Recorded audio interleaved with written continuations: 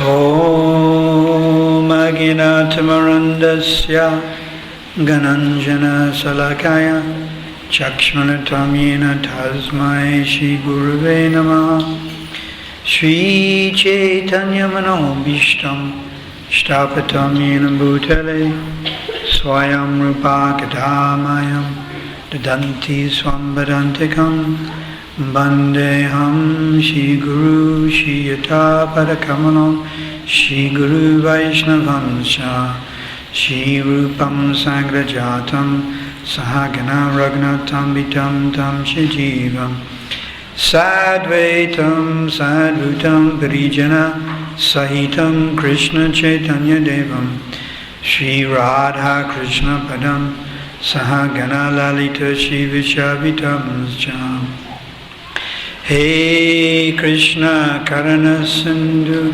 Dina Bandhu Jagatpate Gopesha Gopikanta Radha Kanta Namostate Tapta Kansha Gaurange Radhe Vrindavaneshware Vrishabhana Sudadevi Pranamani Hari Priye Vanchakalpatrubhyascha Kripa Sindhu Bhivacha Patitanam Bhavanebhyo Vaishnavebhyo Namo Namaha Shri Krishna Chaitanya Prabhu Nityananda Shri Advaita Gadadha Shri Vasani Gaur Bhakta Vrinda Hare Krishna Krishna Krishna Hare Hare Hare Rama Rama Hare Hare Namastraistamanam Api Sachi Puchamacha Sarupam Rupam Dashagrajam Ruparamatoram Gostavatam Radha Kundam Girivaram Aho Radhika Madhavayasham Prapto Yasha Pratita Kripaya Shri Guru Tanatosmi Gaurave Gaurachandraya Radhikaya Tadaya Krishnaya Krishna Bhaktaya Tad Bhaktaya Namo Namaha Bande Guru Misha Bhaktam Isha Misha Vatarakam Tat Prakasham Tat Shakti Krishna Chaitanya Samgyakam Bande Shri Krishna Chaitanya Nityananda Sahudatu Godada Puspavantru Chitru Sandhu Tamonadu Anapitam Chiram Charat Karunyvatana Kalu Samapaitam Anatam Dolam Rasam Shri Bhakti Shriyam Hari Purata Sundara Duti Kadamba Sandipita Sarayat Kandas Bharatu Vasachinandana Radha Krishna Pranaya Vikriti Lastini Shakti Asmid Ekatmana Vapi Bhuvi Puradeya Vedam Gatutu Chaitanya-kyam prakitam Tadvayam Shakyam Aptam Radha Bhavduti Savolitam Naumi Krishna Sarupam Vairagya Vidya Niji Bhakti Yogam Sikshatameka Purusha Parana Shri Krishna Chaitanya Sariradari Kripam Buddhiyastabham Prabhaje Kalanastam Bhakti Yogam Nijamya Praduskatam Krishna Chaitanya Nam Avibhutatasya Badaravinde Gadam Gadam Liyate Chitta Bringa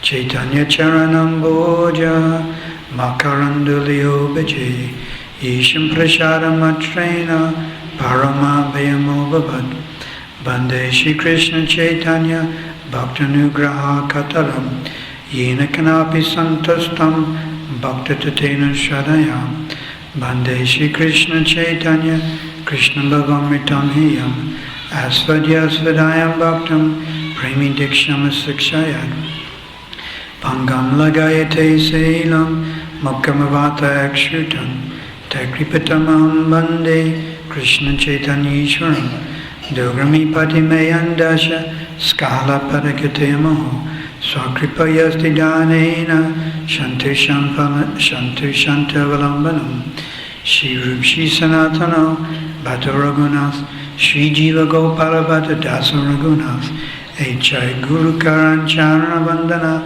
Yaha Hoite Vignana Sabhista Param Shri Krishna Chaitanya Prabhu Nityananda Shri Advaita Gadadhar Shri Goswami Gaura Bhaktivinoda. Everyone, Hare Krishna,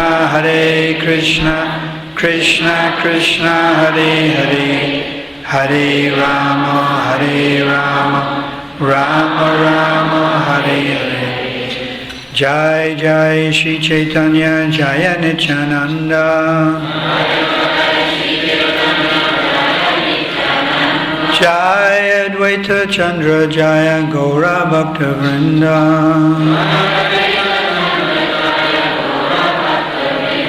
Jai Jai Shri Chaitanya, Jaya Nityananda.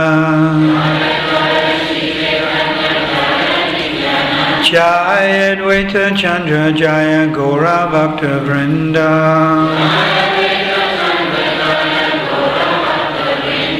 Jai Jai Shri Chaitanya, Jaya Nityananda. Jaya Advaita Chandra, Jaya Gaura Bhakta Vrinda.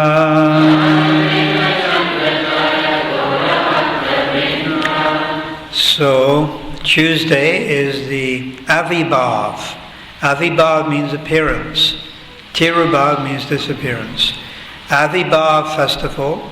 Mahotsava means festival of the appearance, Avibhav, of Sri Chaitanya Mahaprabhu, the 517th appearance of Mahaprabhu. So we're going to obviously talk about Lord Chaitanya. And we will read from the Chaitanya Bhagavat. There are two main books that deal with the pastimes of Mahaprabhu. Three actually. Chaitanya Bhagavat, Chaitanya Charitamrita, Chaitanya Mangala. So, of the three, Chaitanya Charitamrita is considered the dearest to the Vaishnavas. And this is the one that Prabhupada translated in 1975. He translated Chaitanya Charitamrita into English. 17 volumes. With commentaries, Anubhashya commentary by Srila Bhaktisiddhanta, and Amrita Prabhavyas commentary by Bhaktivinoda Thakur. Then this one, Chaitanya Bhagavat, is written by Srila Vrindavan Das Thakur. Srila Vrindavan Das Thakur is an incarnation of Srila Vyasadeva. Vyasadeva himself, you know Vyasadeva, he's a literary incarnation of the Lord. He appeared in Gaur Leela as Vrindavan Das Thakur. And he wrote this wonderful book, Chaitanya Bhagavat. Then Lochan Das Thakur wrote Chaitanya Mangala. So all these stories that I'm going to speak are all very authorized and very bona fide. So Lord Chaitanya Mahaprabhu, he is none other than God himself. He is Krishna. The Lord appears in different moods. So when he appeared as Lord Ramachandra, he was Mayada Purushottama. Mayada means he was the personification of righteousness, etiquette. So everything that Lord Ramachandra did was according to etiquette. You know that? Like in Ramayana, when he heard some people talk badly about his wife Sita, he actually in order to stop any type of criticism, he left Sita. He was the personification of righteousness. He was very righteous. Mayada means righteous. And Krishna, he is called Leela Purushottama. He deals and has wonderful pastimes, Leela. But Lord Chaitanya is Prem Purushottama. And he is giving out Prem. Prem means love of Krishna. So Lord Chaitanya Mahaprabhu is Krishna himself. He is Krishna. Radha Bhav Duti Savogritam Naumi Krishna Sarupam. But in the mood of Radharani. Why Radharani? Because Radharani is the foremost devotee of Krishna. So Lord Chaitanya came to taste what it is like to be his own devotee. He wanted to know, what is it like to be my own devotee? So he appeared as this Gauranga, Gaura Hari, Lord Chaitanya, 517 years ago, to find out, to experience, to taste what it is like to be his own devotee. You can imagine, it's so sweet, it's so relishable, that even God himself wants to appear as his own devotee. So he came as Lord Chaitanya Mahaprabhu. And many pastimes Lord Chaitanya Mahaprabhu had. In one day, we cannot describe all the pastimes that he had, just in one day. So we're just going over a brief synopsis. So, Lord Chaitanya, at a certain point, he went traveling to East Bengal. He was about 16 or 17. And he went traveling. And while he was traveling, he met one of his devotees, a devotee called Tapon Mishra. When the Lord appears, all his devotees, all the demigods, all his parakars, the word parakars means eternal associates, they also appear with the Lord. So this Tapon Mishra was a great devotee of the Lord, not a small-timer like us. He was a great devotee, Tapon Mishra. So this one devotee, Tapon Mishra, came. Now Tapon Mishra was confused about the goal of life. Text, chapter 14, text 117. Tapon Mishra was confused about the goal of life and the means for attaining it. Moreover, he could not find anyone to clear his confusion. So like many people nowadays, he was confused about two things: sadhya, sadhana. Sadhya is the goal. Sadhana is the means to attain it. It's very scientific. Sadhya is the goal. Sadhana is the means to attain it. Like, let's say your goal is to go to Vrindavan.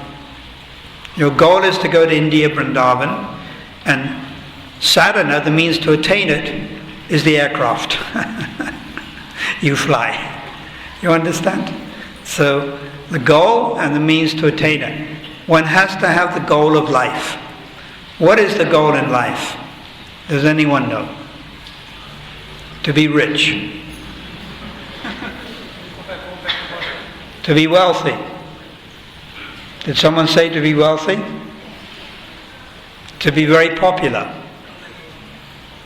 To win the World Cup. What's the goal in life? To go back home. To go back home, back to Godhead. No.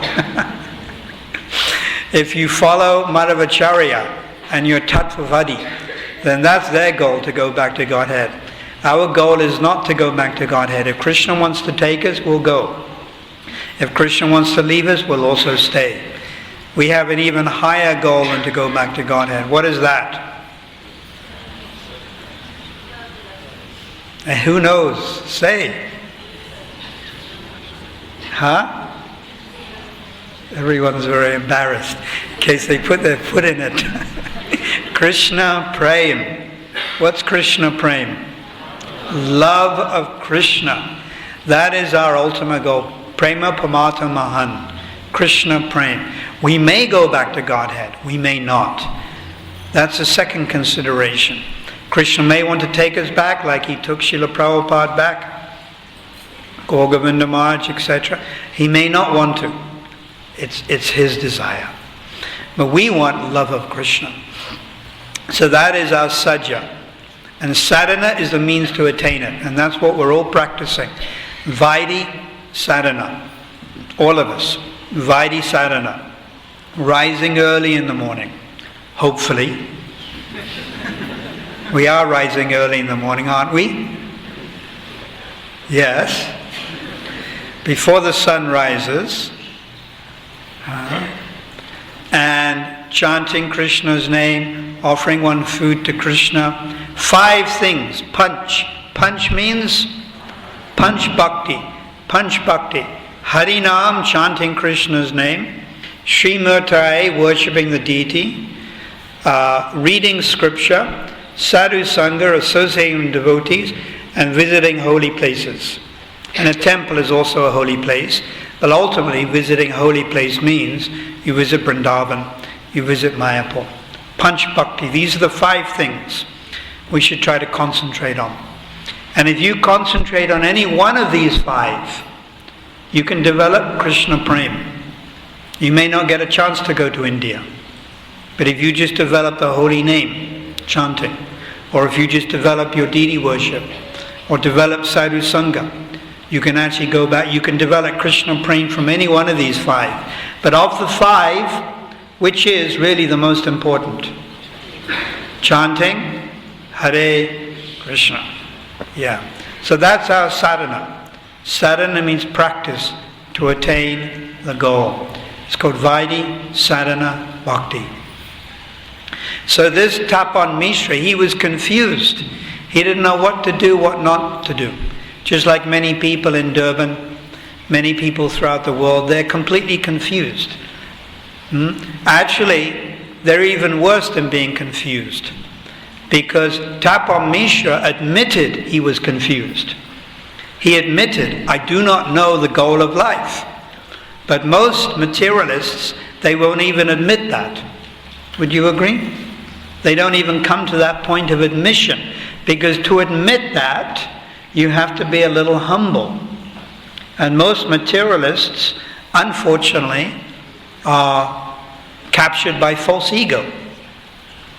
And they think, no, I am very successful. I have my house, I have my family, I have my business, I have my bank account. I am very successful. This is the goal of life. I will not let anyone else tell me that there is some different goal. So they haven't even come to the point of admitting that there's perhaps a defect in their life. They haven't even come to that point. So at least Tapon Mishra was a step above, and he was making inquiry. Atato Brahma Jignasya. Atato, immediately inquire about spiritual life. He was inquiring, but he didn't know who to go to. He didn't know who to ask, because he got contradictory answers. Just like many of you, I know with myself, before I came to Krishna consciousness, I was looking for an alternative life. I was looking for answers. So I was making some inquiry, but I didn't really know where to look. I didn't know where to ask. I asked my father. He couldn't give me any good answers about the goal of life. I asked the priest, the pastor, who lived in the vicarage down the road, and he also couldn't give me any good answers. I asked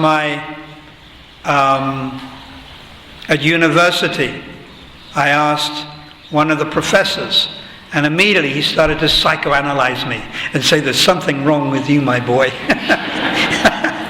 Why are you asking such silly questions? There's something wrong with you. And he started to analyze me and try to help me with. But I gave him up. He was simply on the mental platform. So Tapon Mishra was honest. So Tapon Mishra, one day he had a wonderful dream. He had a dream.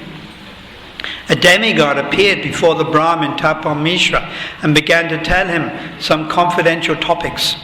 So a demigod appeared in the mind of Tapon Mishra and told him, my dear Tapon Mishra, that there is one sannyasi and he has come to your town.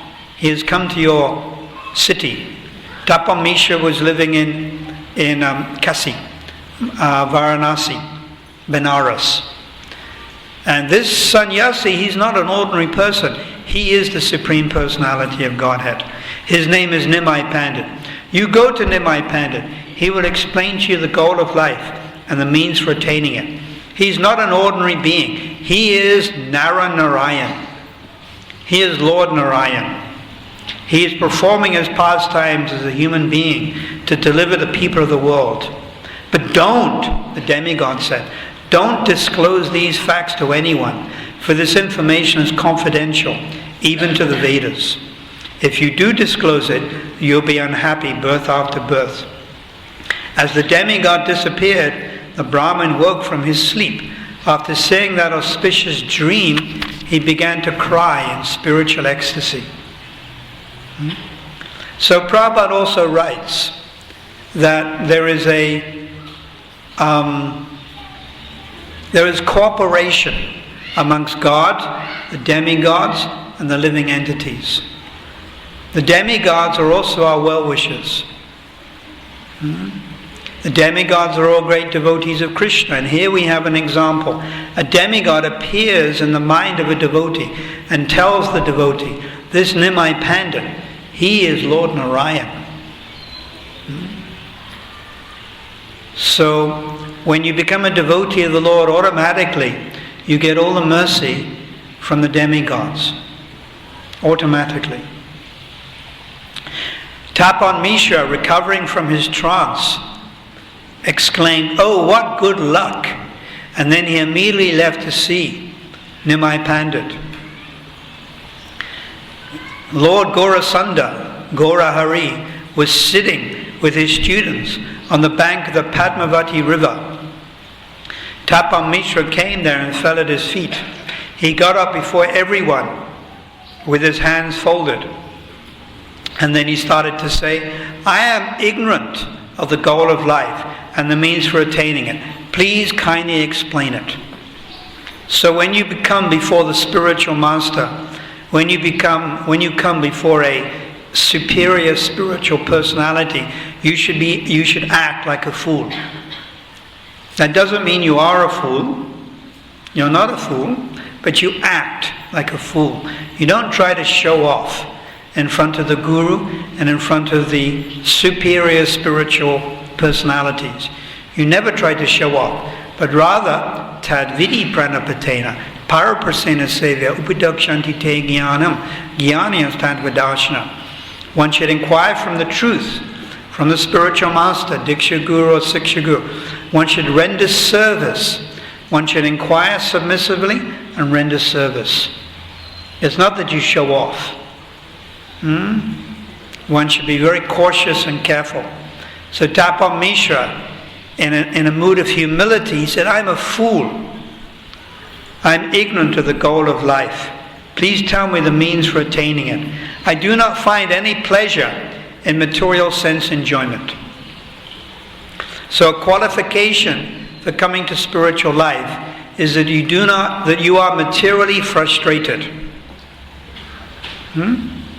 Before accepting Krishna's lotus feet fully and wholly and solely, you have to be materially frustrated.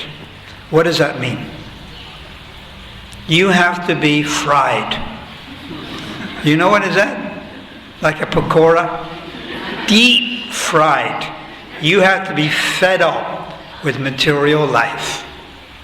You have to have come to the realization that material life is really not so nice. It's not a bowl of cherries. It's not like they make out it is. You know, in the ads, when you turn on the TV, and the young boy and the young girl. Life is not quite like that. It's a grind. Srila Vishnu Chakravarti Thakur has given the example that if you live in a salt mine, everything you taste, everything you touch, everything you breathe is salty. So living in this material world, everything you do is dukkhalayam, is miserable, is not so nice.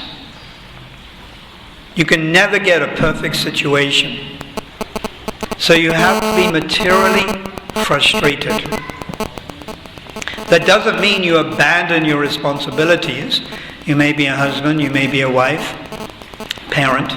You don't necessarily abandon your responsibilities, but you have to see the futility of material activities. So have you come to that realization? Have you seen the futility of material life? How, no matter how hard you work, everything gets taken away from you at the time of death. Have you realized this? How cruel is material life? Material life is very, very cruel. It's not pleasant at all. So you have to be materially frustrated, materially fatigued, in order to properly accept the lotus feet of Krishna.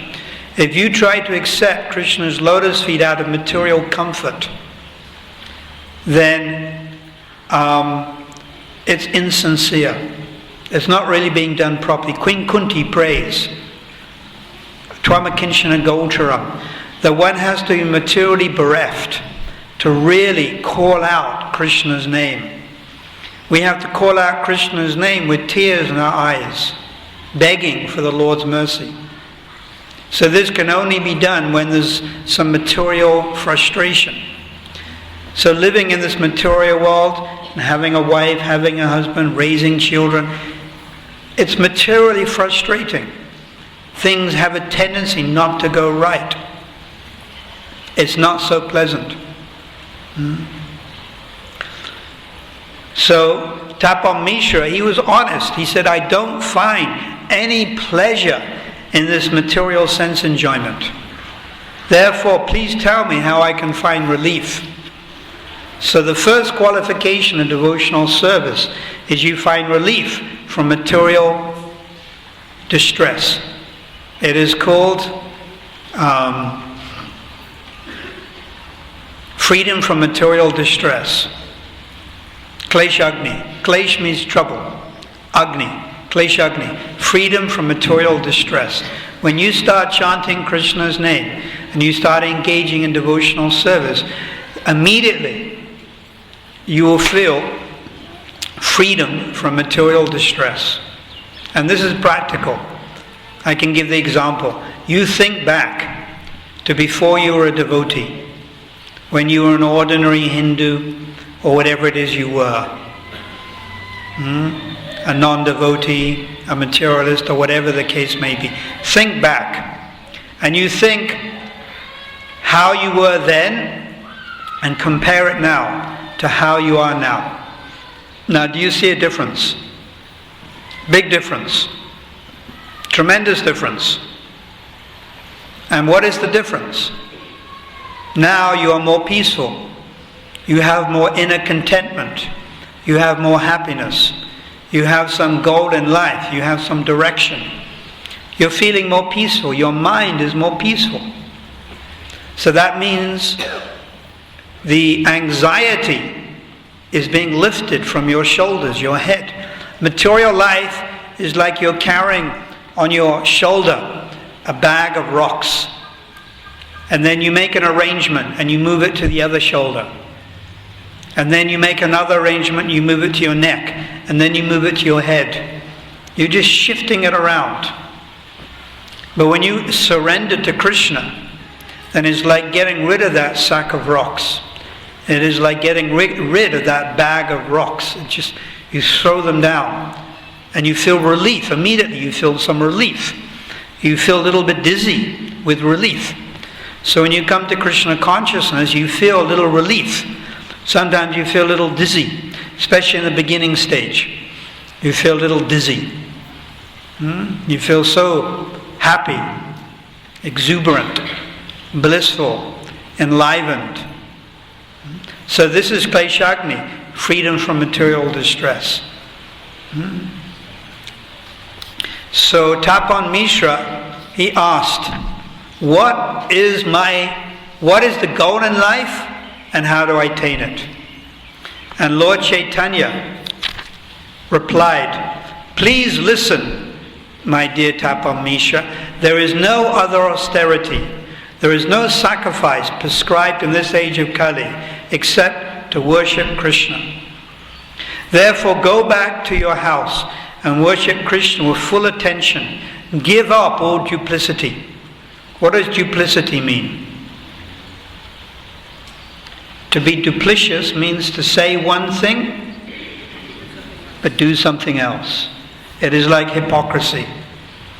So if you're duplicitous in spiritual life, then you're only cheating yourself. You can't cheat God. We should just understand, you can cheat your wife, you can cheat your husband, you can cheat your boss at work, So many people you can try to cheat. You may get away, you may not. You cannot cheat God. He knows exactly why you are coming on a Sunday afternoon. He knows why you're chanting Krishna's name. He knows why you're praying in front of Him. He knows you're showing off or you're not showing off. He knows how sincere you are or how not sincere you are.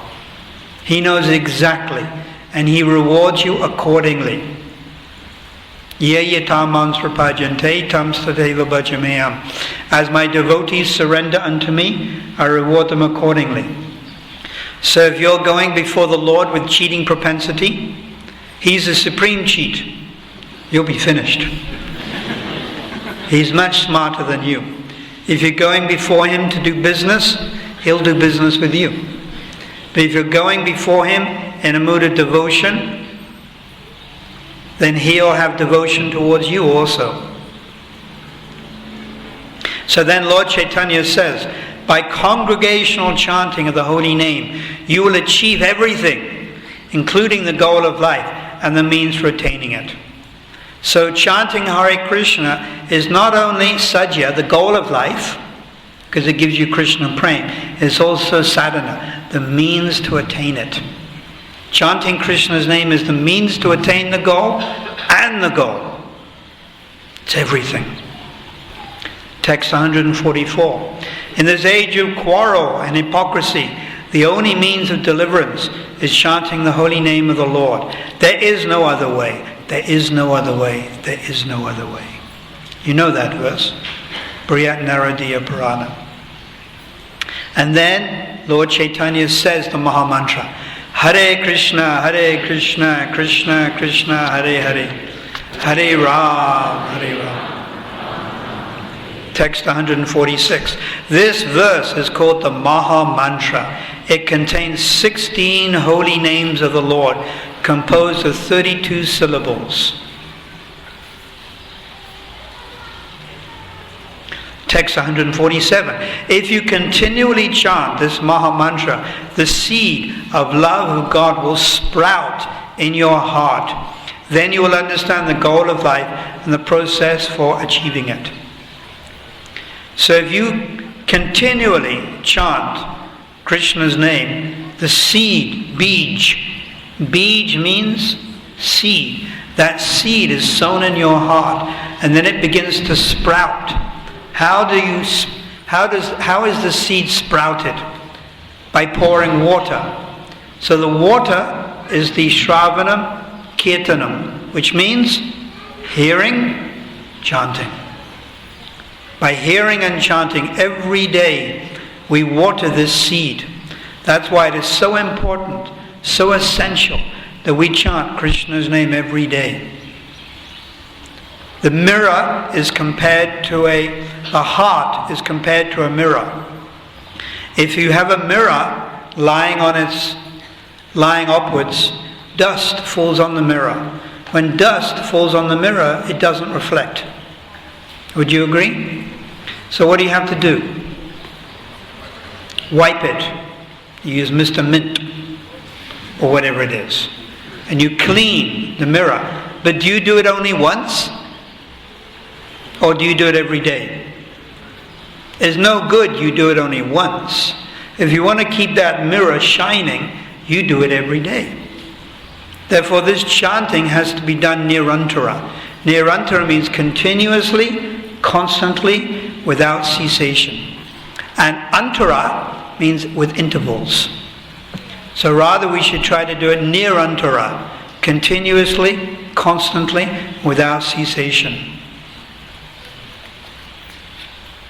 So then Lord Chaitanya embraced Tapon Mishra, and out of ecstatic love, the hairs on the body of Tapon Mishra stood on end.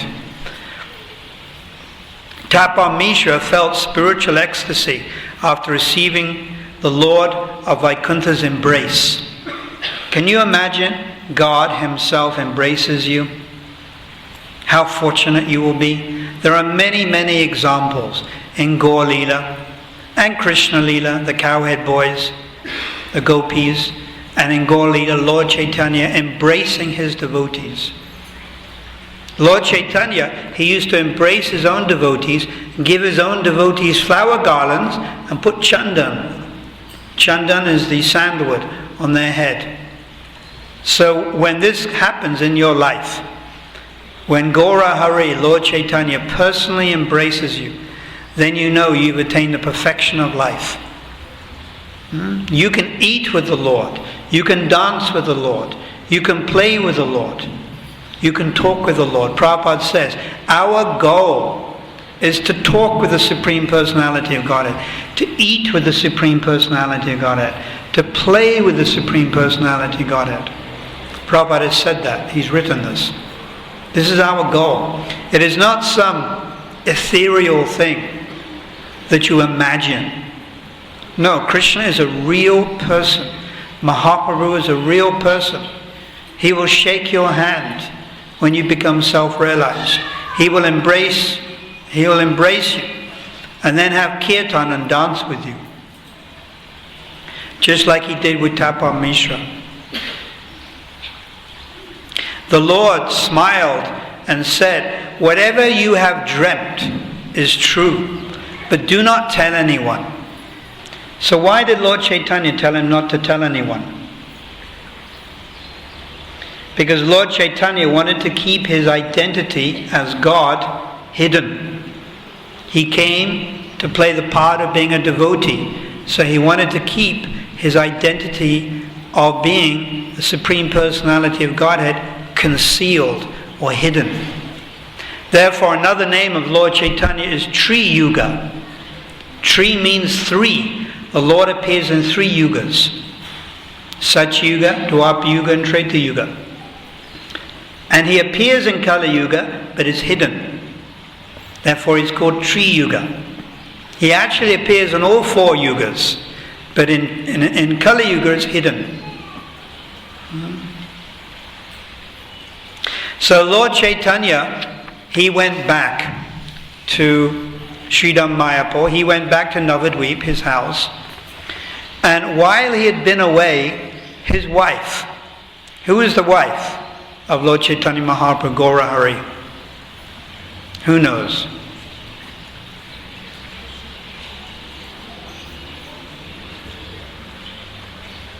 Come on. Lakshmi Devi. Yes. Or in Gaur Leela, what was her name? Lakshmi Priya. So Lakshmi Priya was actually Lakshmi Devi. But because Lord Chaitanya, who is Narayan, had gone off traveling, Lakshmi Devi became bitten by separation. And out of separation, she gave up her life because she was separated from the Lord. And she went back to Vaikuntha to associate with the Lord in Vaikuntha. Because the Lord is in Vaikuntha the same time he's here. You see, he can be in two places at once. We can't. If I could be in two places at once, I would be in Phoenix now also. Because Bhakti Chaitanya Maharaj is giving the talk and I want to hear him talk. I like to hear his talks. But unfortunately I haven't learnt that trick yet. The Lord Chaitanya, Krishna, God, can be in two places at once, 3 places at once, 3 million places at once, 3 billion places at once. So Lakshmi Devi is the same. So Lakshmi Devi, out of separation, gave up her body. She had a spiritual body, and she performed the pastime of a snake coming and biting her. And the snake poisoned her body. Of course, she has a spiritual body. So a snake is not going to have any effect on Lakshmi Devi's body. But this is a pastime in order to bewilder the atheists. Krishna rewards everyone with whatever they want. So if you want to think that the Lord and his associates have ordinary bodies, the Lord arranges a pastime so you can think like that. So from the point of view of the atheists, a snake came and bit Lakshmi Devi. And she left her body. So Mother Sachi, the mother of Lord Chaitanya, was aggrieved. Now, this was all while Lord Chaitanya was traveling. So finally he came back. He finally came back to Navadvip. and he met all his friends. And the first thing he did was he went and took bath in the Ganges. The Lord is the instructing spiritual master of everyone. As soon as he returned, he led his students, disciples, in offering repeated obeisances to the Ganges. After enjoying the beauty of the Ganges and sporting in her water for some time, he returned home. So first he took bath in the Ganges, and then he went home. And then he met his family members, Mother Sachi, other family members. He's talking. And then he noticed that Mother Sachi was very morose, very sad.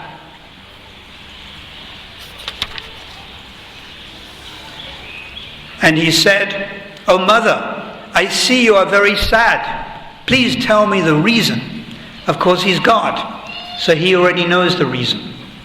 But he's playing the part of being a human being. "Oh Mother, please tell me why you're so sad." "I successfully returned from a distant place, so you should be very happy.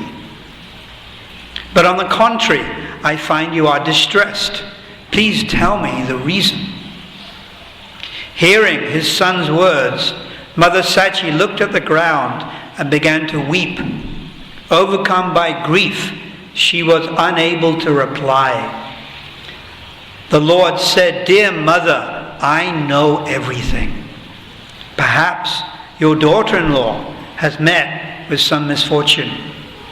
In other words, perhaps my wife has met with some misfortune. Then everyone replied, "Oh, Nimai Pandit, your wife has indeed left the world." When Lord Gauranga heard about the disappearance of his wife, he bent his head down and remained silent for a while. So he bent his head for a while and he remained a little bit silent. The Lord, who is the personification of the Vedas, accepted the misery of separation from his wife and remained silent. After he lamented as an ordinary man for some time, he began to speak with patience. Because he's playing the part of a human being, he lamented. And then he told his mother this famous verse: "Who in this material world is the husband? Who is the son? Who is a friend? Actually, no one is related with anyone. Nescience or ignorance alone is the cause of this misunderstanding." So he said to his mother, Who is my wife? Who is your father? Who is your mother? Who is your son? Who is your daughter? No one is related to anyone. All these relationships are caused by ignorance. So this is very profound knowledge. We can also apply this to our own family members. You're thinking, my husband, my wife, my darling child, daughter or son, my grandchildren. But Lord Chaitanya is saying, who is your son? Who is your friend? Who is your mother? Who is your father? Who is your wife? Who is your husband? No one is related to anyone. Actually, we don't have any relationships. We get so occupied with our present family members, we get so caught up in attachment to our own family members, especially children. But we forget in the past life, we also had children. The fact that you are all devotees in this life indicates that in your past life, you're also practicing Krishna consciousness. So we could say safely, you were all human beings in your last life. The very fact that you're devotees now means in your past life you're practicing. Because devotional service is a continual process. So we could say with authority, you were all human beings in your last life. There's a 99% chance you were married in your last life and you had children. Now, do you remember them? What has happened to them? You've forgotten them. So why are you so attached, overly attached to your present children? No one is related to anyone. We're just passing through. Like you travel on a train and you're in a carriage and there's a couple people and you start talking to them. And then when the journey ends, bye-bye, you go your own way and you never see the person again. Sitting on an aircraft, you sit next to someone. Someone is here, someone is there. For 6 or 7 hours, you're associating. You eat together, or whatever it is. You may say a few words. And then at the airport, you go your own way, and you never meet again. So with family members, for 60 or 70 years, we're associating with family members. And then they go their way, and I go my way. The Srimad Bhagavatam, the 6th canto, gives the example that when a wave breaks, grains of sand come together and touch. And then by the force of the wave, the grains of sand are separated. Yatha payanti samyanti. Payanti come apart, samyanti come together. So by the force of time, I am born, I have a man's body, I marry a woman, I'm a woman, I marry a man, I have children, I have parents. By the force of time, we are separated.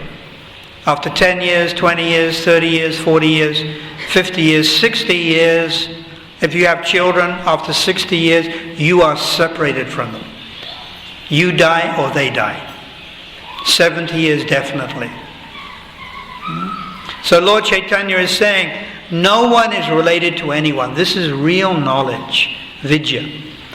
This is what Lord Chaitanya came to teach, real knowledge. So we should try to apply this in our life. The pastimes of Lord Chaitanya are very wonderful, very ecstatic, but they're also very deep. And everything he does has some deeper meaning.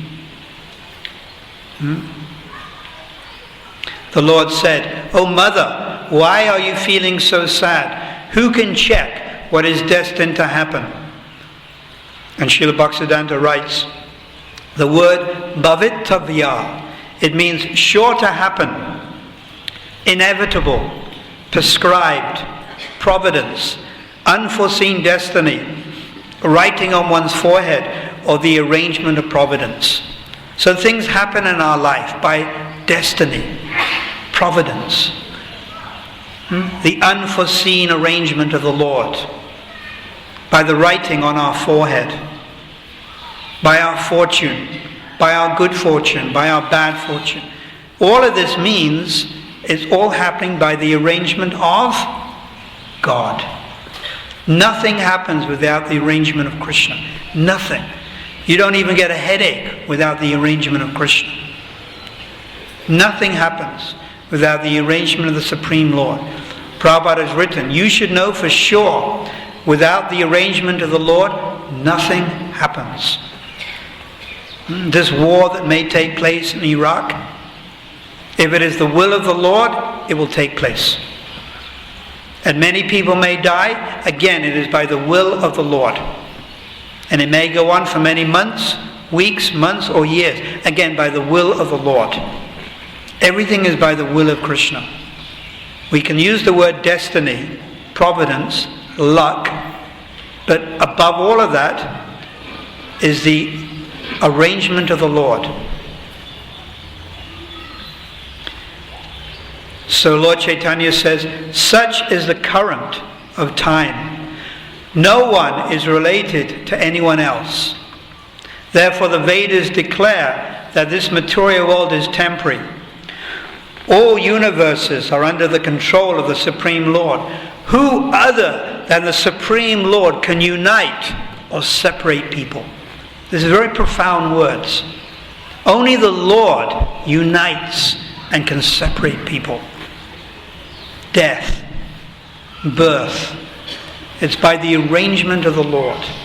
So when it happens, no use lamenting. No one is related to anyone. You just remember that. Asanga yam avyam purusha. This means the soul has nothing to do with the body. But we get so much caught up in our life. I'm living here in Chatsworth. This is my wife. This is my family. These are my grandchildren. We get so much caught up in this. But it's like a dream. Now go beyond the dream to reality. What is reality? You have a spiritual body. You are serving Krishna In the spiritual world, Goloka Vrindavan, you're a cowhead boy, you're the mother of Krishna, you're in Vaikuntha. This is your eternal spiritual form in the spiritual world. So this is reality. This is what we should try to understand. So Lord Chaitanya came to teach us. Vairagya Vidya Niji Bhakti Yoga. Vairagya Vidya. He came to teach this knowledge. We have forgotten this knowledge. He came to teach it out of His kindness and gave a very simple process, the chanting of Krishna's name. So thank you very much. Srila Prabhupada ki jai. Go Premanandi. Hare Krishna Maharaj, question number 1. It is said a relationship between a guru and a disciple is eternal. But if they are of a different rasa, how would it continue in the spiritual world in terms of serving Radha and Krishna? Very complicated question. But a nice question, type of question I like to answer, but you probably won't understand my answer. But anyhow, here goes. There are 5 relationships: Shantaras, Dasyaras, Sakyaras. Shantaras, neutral; Dasyaras, servant; Sakyaras, friend; Vatsalyaras, parent; Madhuryaras. Now let us say you are in Madhuryaras, just hypothetically. Let us say you're in Madhuryaras, and actually it is said that most of the followers of Mahaprabhu are in Madhuryaras. But let us say that your Guru Maharaj is in Sakyaras. Now this was the case with Shyamananda Pandit. Shyamananda Pandit, his name was Hridoy Chaitanya. Hridoy Dukhi Krishnadas. And Dukhi Krishnadas was in Madhuryaras, and his guru, who was Hridoy Chaitanya, was a cowhead boy. So he honored and respected his Diksha Guru, but he went and took shelter of a Siksha Guru. Who was the Siksha Guru? Jiva Goswami. So that devotee in Madhuryaras went and took shelter of Jiva Goswami, who was also in Madhuryaras. So this is where Siksha Guru helps. So Siksha Guru can help at a beginning stage to give you advice and help you when your Diksha Guru is not around, but also when you're making more advancement. If your own Guru Maharaj is not able to nourish your particular ras, then you go to Siksha Guru who can. There's nothing wrong with this. It's according to scripture, and the example is there also of Dukhi Krishnadas. So at our stage, I don't think we've realized what is our particular relationship with Krishna. Honestly speaking, most of us are struggling to follow the 4 regulative principles. Am I correct? Let's be honest. Yes. Prabhupada said, you're not even following the 4 principles and you want to understand Radha Krishna Prem. Rascaldom. Prabhupada had a way of putting things. Rascaldom. So our level is, let's just get the 4 principles down first. Let's be good. Let's be good. And let's try to chant at least 16 rounds. And let's read all the scriptures. Now when you read Bhagavad Gita, when you read Bhagavatam, Chaitanya Charitamrita, Chaitanya Bhagavad, when you read some of the commentaries by Vishnu Chakravarti Thakur, and then you read Nectar Devotion and Bhakti Rasamrita Sindhu and Ujjvala Nilmana, not once, but at least 5 or 10 times, and you've actually understood it, then you can start pondering on higher things.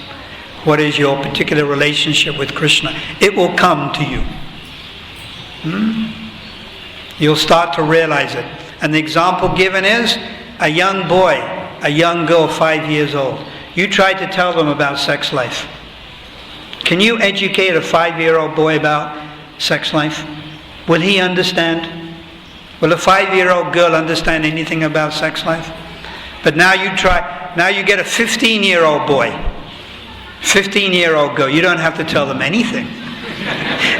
They can turn around and tell you all about it, sex life.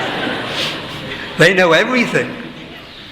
They make it their business to know. So we're like young children. So we don't really know what is our relationship with Krishna. We know we're the servants of God. We're all the servants of God. But we don't really know whether I'm in Dasya Ras, Sakya Ras, Vatsali Ras, Madhurya Ras. This will come a little later. And if we try to rush it, then we become a Sahajya. So you don't want to become a Sahajya. Our first realization should be, I'm not this body. I'm the soul. Follow the four principles strictly. Chant Krishna's name. Gradually read all these books. And then come to read Bhakti Rasamrita Sindhu, the science of Bhakti Ras. Then you understand what is Vibhavs, Alambana, Udipans, Vibhavs, Anubhavs, Sattvika Astika Bhavs, Sanchari Bhavs, Vivichari Bhavs, Sthayi Bhav. And then you understand what is Bhakti Ras. Then you may understand a bit more about your relationship with Krishna. But there's no point in rushing it.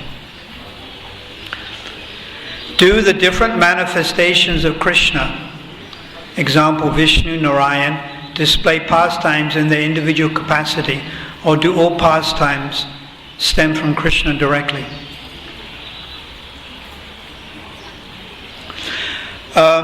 Lord Vishnu has a pastime. His pastime is that he creates the material world. And then as Paramatma, he enters into every atom and he's witnessing what you're doing. So that's his pastime. Lord Narayan has pastimes, but they're not as attractive and beautiful as Ram's pastimes. And Lord Ram's pastimes are not as attractive as Krishna's pastimes. Krishna's pastimes are the most complete. But all the different, Matsya has pastimes, Kurama is a tortoise.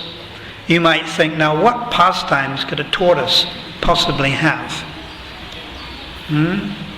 What pastimes could a fish have, apart from swimming around in the water? But Matsya, the fish incarnation of the Lord, saved the Vedas. So all the incarnations of the Lord have pastimes. But Krishna's pastimes are the most attractive. And beyond Krishna's pastimes is actually Mahaprabhu's pastimes. And they're considered even more attractive, because Mahaprabhu's pastimes are Radharani's pastimes and Krishna's pastimes together. Whereas Krishna's pastimes are just Krishna.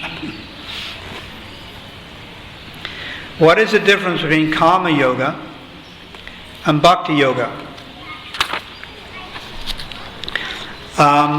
Yoga means to link up with God. So karma means you do what you want to do. In other words, within the Varnashrama Dham system, you do what you want to do and you offer the result to Krishna. And bhakti means you do what Krishna wants you to do. What does Krishna want you to do? Chant the holy name, bow down to him, offer food, read scripture, worship deity. So that's bhakti. And karma yoga means you're doing what you want to do. I want to do business, but I'll offer the result to Krishna. I want to study, but I'll offer the result to Krishna. So this is like karma yoga. But even karma yoga is purifying. And then when we talk about bhakti yoga, there's Mishra, mixed bhakti yoga, and pure bhakti yoga. Mishra means mixed. It means you're chanting Krishna's name, but you have material desires. So it's not really bhakti yoga, it's actually karma yoga. You're developing, you're creating karma. You want things. Karma means fruitive. You can be a devotee chanting Krishna's name but be fruitive. So we want to engage in Suddha, pure bhakti. But to go straight to pure bhakti is not possible. So there's a process, gradually. So Krishna told Arjuna, gradually. So that's what we're doing, gradually. Many of you are married. You have family responsibilities. Gradually, you get more involved in Krishna consciousness. And then towards the end of your life, you retire more from family activities and you get more into chanting the Lord's holy name, and pure bhakti. So it's a gradual process. We look at Srila Prabhupada's life. He spent 30 years as a married man. And he was engaging in seemingly worldly activities, making money, doing a business. So he's the example. Prabhupada is the perfect example that you can engage in maintaining family and what we would call karma yoga. One foot still in the material world, but still you can gradually make spiritual advancement. So thank you very much. Do you have any other questions? Anyone would like to ask?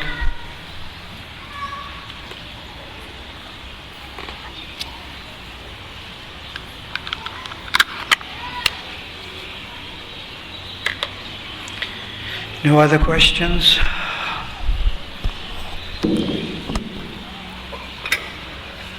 We can have a short kirtan.